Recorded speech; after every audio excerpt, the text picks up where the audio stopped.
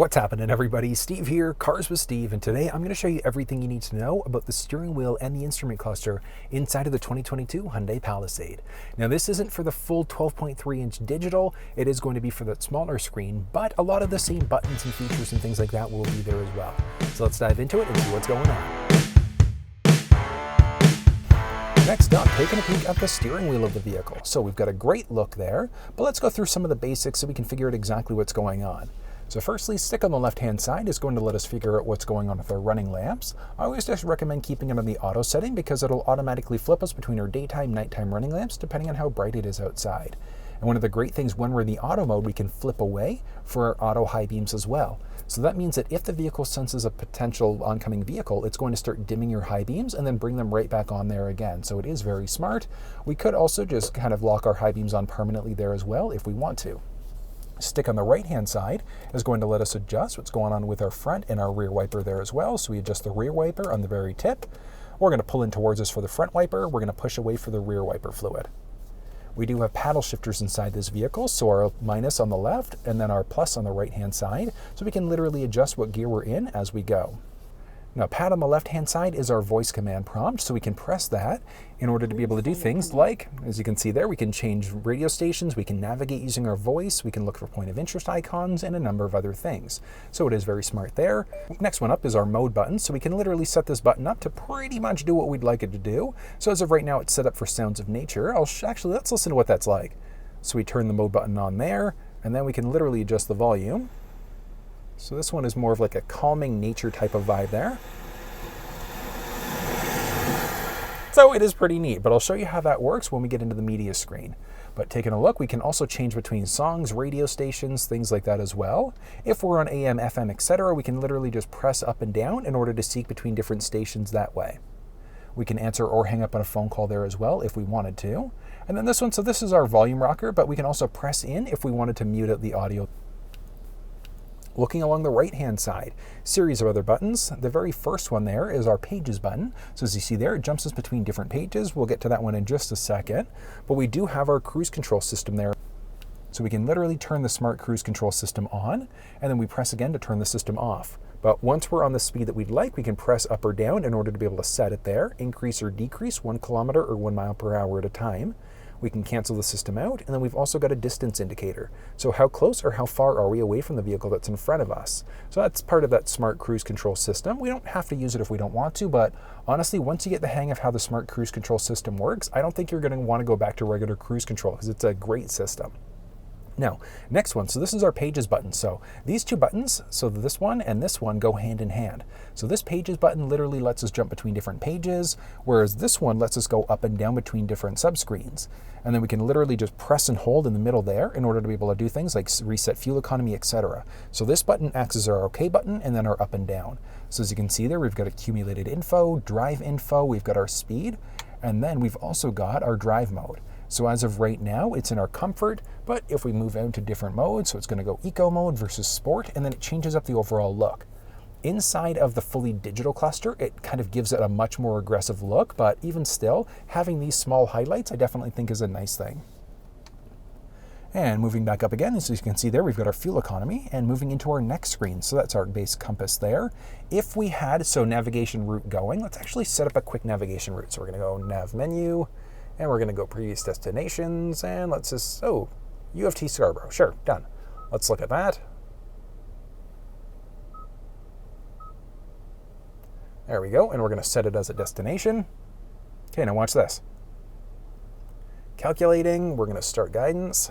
The route guidance will start now. So we do have our navigation kind of built directly into the middle screen there. So it is nice to know that we've got that option. And then we can kind of go up and down to see how long before we get there, etc. So I do kind of love the fact that we've got that option. We can pause the route, cancel the route out, etc. as well. Next page out is going to be our attention level. And then we've got our base system settings there. So we'll go into our settings in a second. So the attention level, if we start to veer over without signaling, we're going to get a bar that drops down each time. Once it gets to the bottom there, it's going to let us know we should probably take a break. Next up, we've got, because this is all-wheel drive, we can see exactly what's going on with each wheel as we go. And then we have to drive in order to see our tire pressure, but we can see what's going on with the pressure there as well. And then we've got some base settings, so we just kind of hit OK in order to go into some other settings. So we've got our reaction time there, so either a fast, normal, or slow. We've got our driving assistance, so we've got a series of different ones that we can literally turn on or off if we'd like to. Our lane follow assist is the one that's literally going to help guide us with the steering wheel. So we do technically have to keep our hands on the wheel, but it literally keeps us in our lane balanced as we go. Oh, and let's kind of go back into our settings there. So we've got some different options there. We've got our lane follow assist, we've got our highway drive assist, and our curve slow. So as the vehicle recognizes that there's a curve going on the highway, it'll automatically slow us down. Like I said, we can easily kind of adjust these settings and turn them on or off as we'd like to. We've got some timers there as well, so we can adjust that, so either normal or later. We've got some warning timers that are available. There's our warning volume, so what type of volume are we getting out of it, or do we even want the volume whatsoever? We've got some driver assistance settings, as you can see there, a number of different settings. So starting off, we've got our reaction one again, moving back to our base driver assistance that we saw earlier, our warning timers, warning volume, and then we've got some more settings now. So our attention warning, so that warning that kind of drops down as we veer over that signaling, we will get a warning there with this one turned on, or we can turn it off if we'd like to. Our forward safety system, so if the vehicle recognizes a potential collision in front of us, it'll actively assist, so it'll brake for us, or we'll get a warning, or nothing will happen. So you've got a few options there. With our lane safety, we've got our lane keeping assist and our lane departure warning. So lane keeping assist, what'll happen, so you saw that button at the bottom left turn on as well. We can also toggle it on or off. There's a switch just off to the side there, as you can see. So our lane keeping assist, think of it as bowling lanes. So we start to veer over that signaling, we're gonna get a gentle nudge keeping us back into our lane, or it's just gonna warn us, or it'll do nothing. So you've got a few different options there. Blind spot safety, that lets us know if anybody's entered the blind spot on either side of the vehicle. So that's going to highlight orange in that side view mirror. We've got our safe exit assist. So with that setting turned on, if we're going to open up the door and the vehicle recognizes there's a potential collision, it's going to let us know. We've got our active assist versus just a warning, or we can turn that system off as well if we'd like. Parking safety, rear cross traffic alert. So as we're going to back up, if the vehicle senses a potential collision, it's going to let us know. And that's going to be the basis of our driver assistance. We've got some door settings, so our auto lock. When we shift the vehicle into drive, it's going to lock, or once we hit a certain speed, it's going to lock out. So you've got some options there. And then what happens when in order to unlock?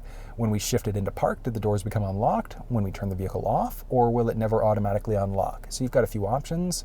We've got our 2-press unlock. We can turn our liftgate on or off as well for the power.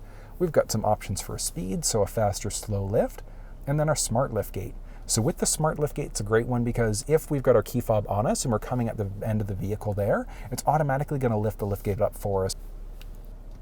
We've got our lights as well, so our one-touch turn signal, we've got a few options there. So when it's in off, it's literally just a single, I love that. Love that so much, but look at this. So we go to our 3. So we've got a few different options that are available there versus a 7 flash. So you kind of can customize it the way that you'd like to there, which I kind of think is a brilliant idea. Like I do wish more manufacturers would do this, but I think utilizing the camera there for the blind spot monitor is also beautiful. We've got our headlight delay there as well. So when we go to lock the vehicle, is there a delay for the headlights or does it just turn off right away? We've got our sound. So as we turn the vehicle on, we've got our welcome sound there.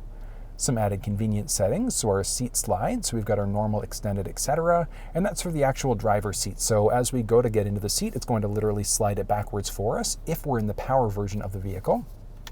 We've got our seat height, easy access as well. Our rear occupant alert, so when we go to turn the vehicle off, we're going to get a message on the screen letting us know to check the back seats. We've got our welcome light on the outside there. Traffic information displayed, yes or no. We've got our wiper lights display, etc.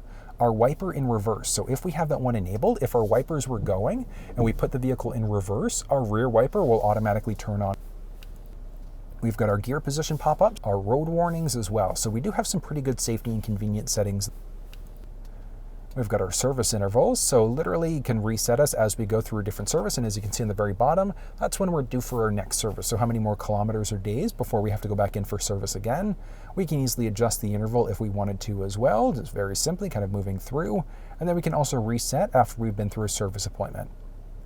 We've got some other settings, so we can literally reset this thing automatically after we refuel, after we turn the vehicle off, etc. So after ignition is useful if you're using the vehicle for commercial purposes, so you can literally keep track of the kilometers every time the vehicle's turned off. We've got our economy unit, so kilometers, liters per 100, etc. our temp unit, Celsius, Fahrenheit, tire pressure, how do we want to have that measured? And then back there to our reset. So reset literally brings the vehicle there back to our factory default instead. So if we've played around with it too much, we can literally just reset it. But that's going to be the basics of the actual steering wheel and cluster screen. And as you saw there are quite a few different options that are available. That was kind of nice, right? Now, there is the option, like I said, for the fully digital screen there instead, which is absolutely incredible, but you will have that in the higher trim level of the vehicle.